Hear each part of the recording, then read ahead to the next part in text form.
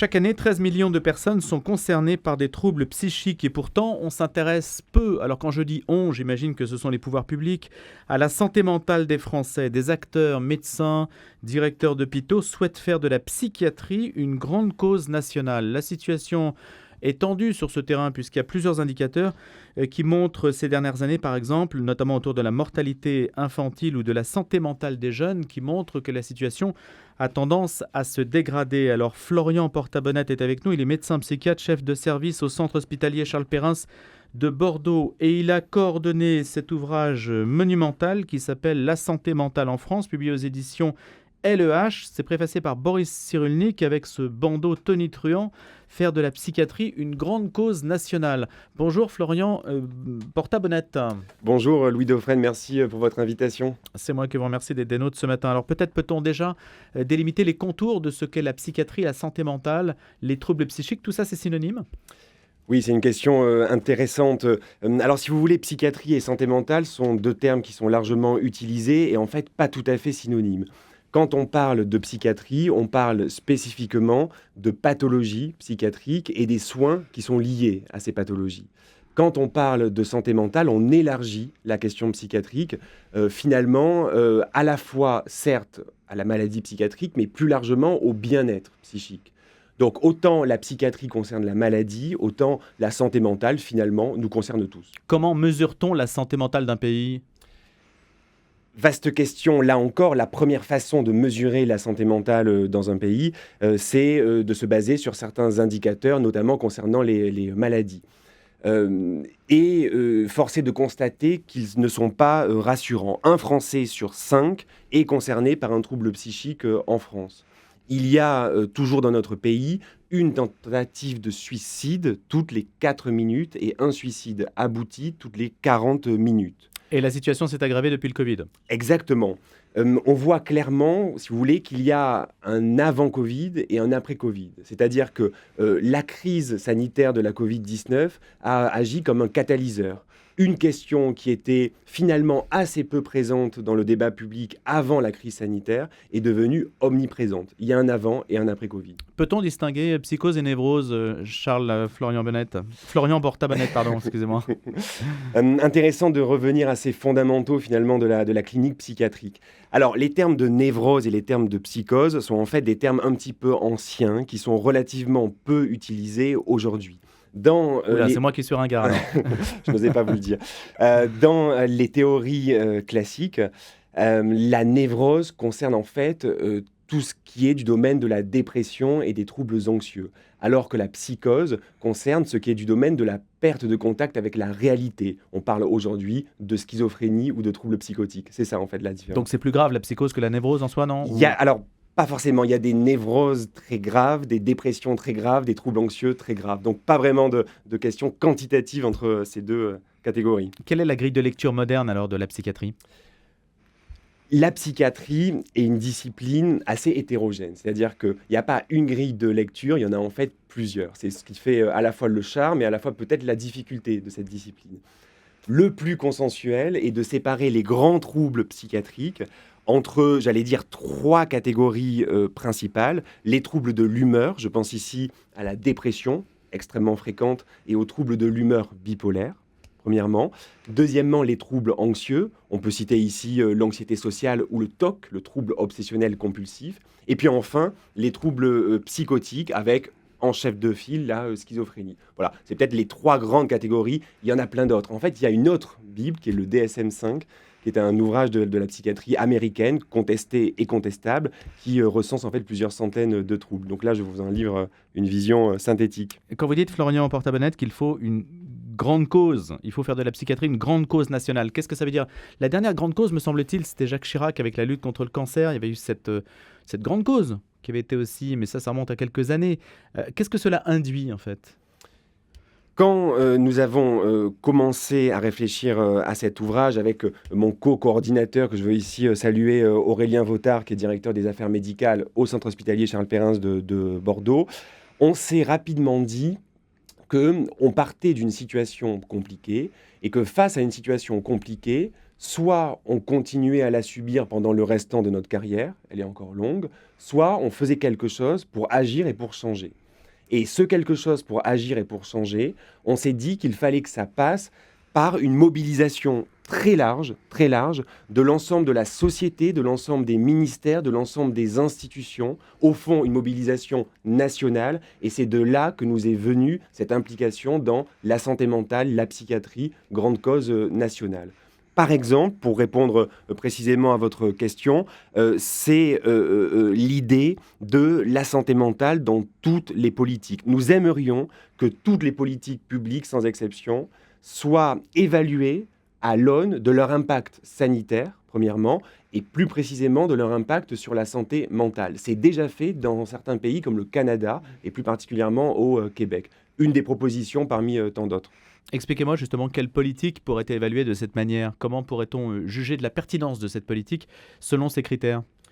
Voyez par exemple, si l'on parle, et peut-être qu'on y reviendra au cours de notre entretien, des addictions. Vaste problème de santé publique, problème de santé mentale, problème de psychiatrie et d'addictologie. Nous avons dans notre ouvrage un chapitre écrit par Nicolas Pris, qui est médecin et qui est le président de la MILDECA, qui est la mission interministérielle de lutte contre les conduites addictives et qui dépend du Premier ministre. Ce que nous dit Nicolas Pris, c'est que au-delà de la question des addictions, la première façon et la façon la plus efficace de prévenir l'apparition d'addictions chez les ados, c'est de jouer sur le terrain de l'école, du collège et du lycée, et notamment par ce qu'on appelle l'entraînement aux habiletés sociales. C'est-à-dire qu'il faut apprendre aux enfants, aux adolescents, à gérer leurs émotions, à gérer leur anxiété, à interagir de façon apaisée les uns avec les autres. Voilà. Et que ici, politique croisée entre la santé et l'éducation, pour cet exemple, c'est ça qui marche le mieux. Les écrans, les réseaux sociaux, si je vous invitais ce matin, c'est aussi pour savoir si la santé mentale est directement liée, s'il y a une porosité entre notre état de santé mentale, et je le présume, et l'état social, en fait, les influences que nous subissons auxquelles nous ne pouvons échapper. Je parlerai simplement, par exemple, de la Nouvelle-Calédonie. Vous savez que TikTok avait été levé, l'usage de TikTok avait été levé en Nouvelle-Calédonie pour que les émeutiers ne puissent pas se concerter et donc accroître le phénomène de violence. Est-ce qu'il faudrait avoir une sorte de moratoire sur ces réseaux sociaux, type TikTok, justement, parce que cela crée, en particulier chez les jeunes, des phénomènes addictifs graves ? Vous avez raison, Louis Dauphren, la question du numérique et plus précisément des écrans et encore plus précisément des réseaux sociaux est, je le crois, le fait majeur pour la santé mentale de nos jeunes et de nos adolescents. La société est confrontée à quelque chose à laquelle elle n'avait jamais été confrontée auparavant. L'usage des écrans, du numérique et des réseaux sociaux est majeur avec toutes les implications que ça a. La réduction du temps de sommeil, on n'a jamais aussi peu dormi dans notre monde, dans toute l'histoire de l'humanité quand même, avec également des phénomènes, par exemple pour les adolescents, de harcèlement qui sont démultipliés, et avec enfin des phénomènes d'addiction qui sont réels. Vous voyez, on parlait de santé dans toutes les politiques. Il y a en ce moment une actualité politique entre la Commission européenne et entre les géants du numérique et des réseaux sociaux, précisément pour limiter la présence des réseaux sociaux chez nos adolescents. Vous savez, quand vous allez sur plusieurs réseaux, il y a un phénomène terrible qui est que quand vous lancez une vidéo, eh bien automatiquement, une autre va se lancer, et cela de façon indéfinie. Pour un cerveau adolescent, c'est terrible. Il faut légiférer pour limiter ça. Au moins chez le public jeune. Il y avait un patron de réseau social, je ne sais plus duquel il s'agit, qui disait « Mon concurrent, mon ennemi, c'est le sommeil, et je suis en train de gagner ». Voilà. Quelle mesure terrible illustration. La part de sommeil réduite chez les jeunes. Vous en avez parmi vos patients ? Oui, tout à fait. Je pense qu'on ne se rend pas compte de l'imprégnation considérable et du monde virtuel qui est en train de s'installer au détriment du monde réel. C'est ça qui est terrible. C'est-à-dire que c'est plus de virtuel, mais pas plus de virtuel seulement, c'est plus de virtuel et moins de réel, moins d'interaction sociale. C'est majeur dans la genèse des troubles psychiatriques chez l'adolescent et chez le sujet jeune. On parlait du sommeil. On a perdu, entre le 19e siècle et aujourd'hui en 2024, on a perdu plusieurs heures de durée de sommeil. Considérable. Alors, à l'autre bout de la chaîne, Florian Portabonnette, il y a les personnes âgées. Ces personnes âgées, elles-mêmes, sont dans un état de santé mentale plutôt dégradé. On observe en particulier que c'est dans cette catégorie-là que le taux de suicide est le plus élevé. Et je ne parle pas des questions de fin de vie sur laquelle on a l'occasion de revenir régulièrement sur notre antenne. On le fera encore demain. Je voudrais simplement parler des personnes âgées et de leur santé mentale. Vous, quels indicateurs avez-vous ? Oui, nous avons voulu, et notamment dans notre ouvrage avec Aurélien Vautard, consacrer un chapitre à la santé des personnes âgées. Nous ne voulons pas qu'on oublie la santé des personnes âgées. Oui, il y a la question de la jeunesse et de l'adolescence, elle est importante, on en a parlé, mais il y a aussi la question de l'âge. Rendez-vous compte, en 2030, un Français sur 3 aura plus de 60 ans. C'est-à-dire que nous sommes, le 21e siècle est un siècle d'une transition démographique, là aussi tout à fait considérable et tout à fait inédite. Et donc là aussi, très simplement, soit on se prépare à cette transition démographique, soit on la subira et on la subira mal. Savez-vous par exemple, on pourrait parler des EHPAD, c'est un vaste sujet. Savez-vous par exemple que lorsque des études sont faites dans les EHPAD, on estime que une personne sur deux, un résident sur deux dans les EHPAD est concerné par une dépression, c'est-à-dire par d'authentiques symptômes dépressifs. Et je suis chef d'un service qui comprend une équipe mobile qui va faire de la psychiatrie dans les EHPAD, là où bien souvent il n'y a plus personne. Vous voyez, donc la santé des âgés, enjeu démographique, enjeu de santé publique et malheureusement enjeu auquel aujourd'hui en 2024 on est assez peu préparé. Se confie-t-elle sur l'absence de lien avec la famille, sur leur isolement et sur peut-être aussi le besoin d'en finir ? Est-ce que ça, c'est quelque chose qui revient dans les entretiens que vous avez ? Ce qui domine la clinique des personnes âgées et notamment des personnes très âgées, qui est plutôt le public que je vois, c'est en effet la clinique de la perte. Alors, perte de l'autonomie, perte de la santé, perte d'un proche avec le deuil, perte de l'activité professionnelle et finalement perte du sens et du sens de la vie. Je pense que la perte est vraiment le mot-clé, l'enjeu clé de la clinique de la personne âgée. Alors bien évidemment, c'est pas facile d'avancer en âge, mais là encore, il faut que toute la société, et je pense notamment à l'enjeu de l'accompagnement au sens plus large, avec la question des EHPAD, se mobilise pour le bien-être de nos personnes âgées. Le questionnement métaphysique, Florian Portabonnette, est-ce qu'il affleure aussi quand on atteint un certain âge et qu'on se dit qu'on va passer de l'autre côté ? Est-ce que c'est quelque chose qui revient dans les discussions ? Est-ce que vous l'intégrez même dans une formation ? Est-ce qu'on est formé à ça quand on est médecin psychiatre ? Le questionnement métaphysique, en fait, est présent à tous les âges.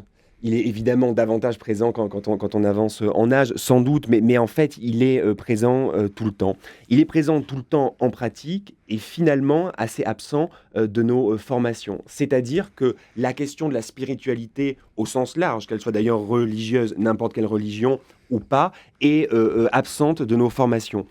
Dans le bouquin, nous avons souhaité consacrer un chapitre qui a été écrit par le docteur Jacques Besson, qui est un psychiatre suisse et qui a été superviseur des aumôniers de la région de Suisse romande, qui interroge les liens entre psy et spi, c'est-à-dire entre psychiatrie, psyché et spiritualité.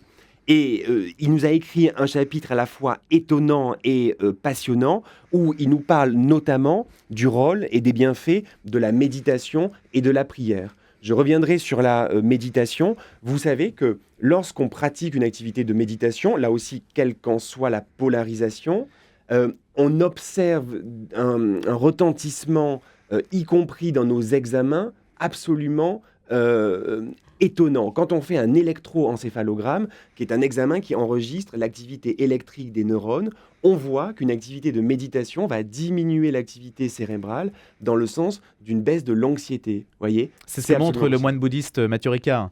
Vous avez peut-être vu ça. Exactement.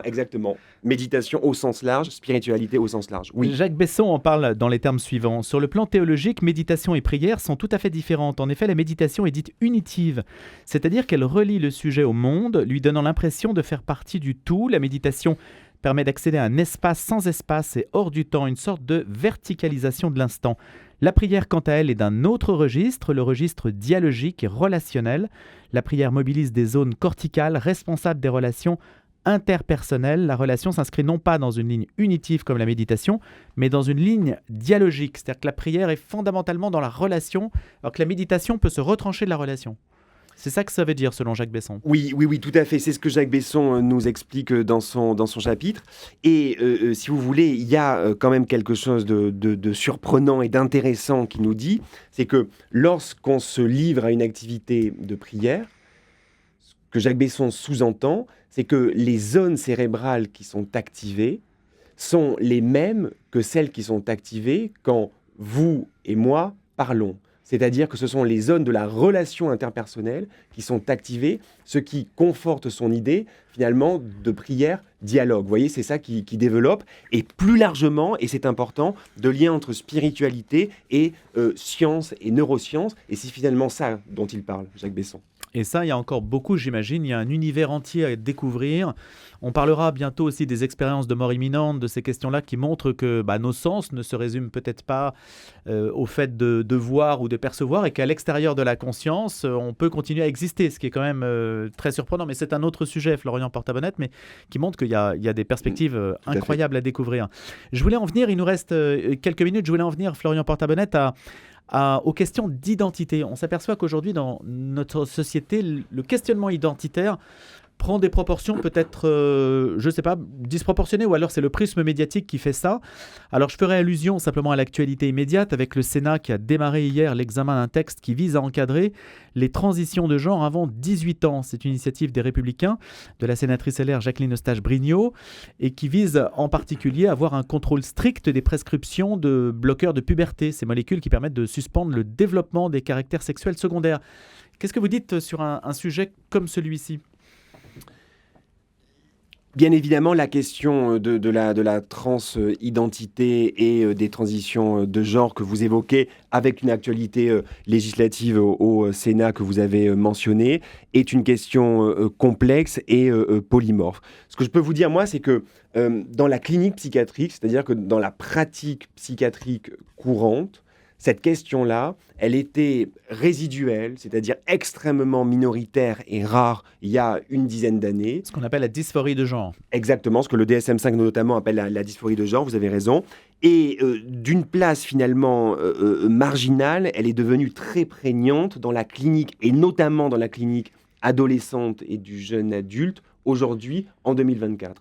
Donc, il y a bien eu une évolution statistique, épidémiologique, dont les facteurs sont sans doute encore largement à questionner, mais cette évolution, elle est réelle. À mon avis, si vous voulez, la question de la transition de genre, elle s'inscrit plus largement dans une époque qui est marquée par un questionnement identitaire. Et finalement, par une interrogation autour de son identité, autour des identités, qui sans doute n'a jamais été aussi forte que maintenant. Vous savez, j'ai lu, et je pense qu'on peut ici le citer, ce politologue Jérôme Fourquet, qui a écrit L'archipel français, et qui dit qu'au cours finalement du XXe siècle, on a assisté à un effondrement des grands systèmes, des grandes matrices qui tenaient la société, qui faisaient intégration. C'est par exemple l'effondrement des grands partis politiques, l'effondrement des grosses centrales syndicales, l'effondrement... Bref.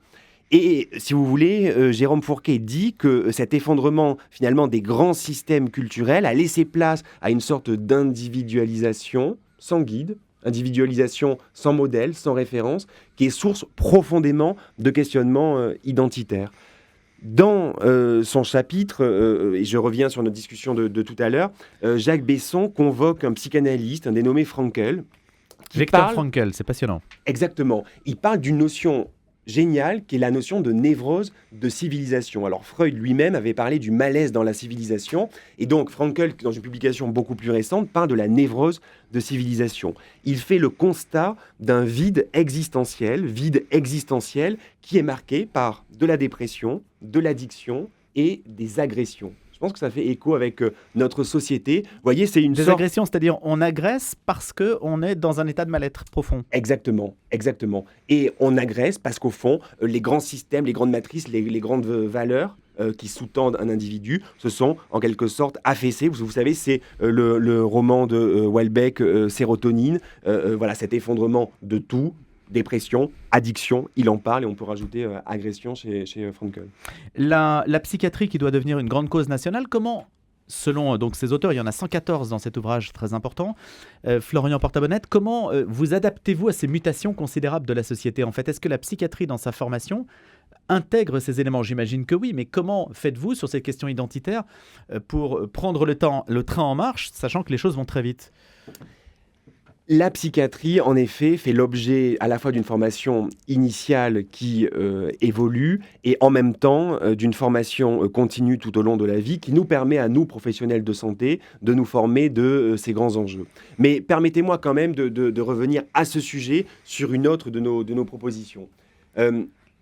Les professionnels de la santé mentale ne sont pas assez formés aux questions de société. C'est-à-dire que la psychiatrie, malheureusement, s'est parfois coupée des sciences humaines, des sciences sociales, peut-être aussi de la philosophie, peut-être aussi de la spiritualité. L'avancée de la psychiatrie a parfois vu le recul de ces disciplines-là dans la formation des psychiatres. Or, ce sont ces disciplines qui permettent précisément de vivre avec le pouls, voyez, de la société. Et ce livre, qui est un livre d'ouverture, milite justement pour qu'on prenne davantage en compte cela.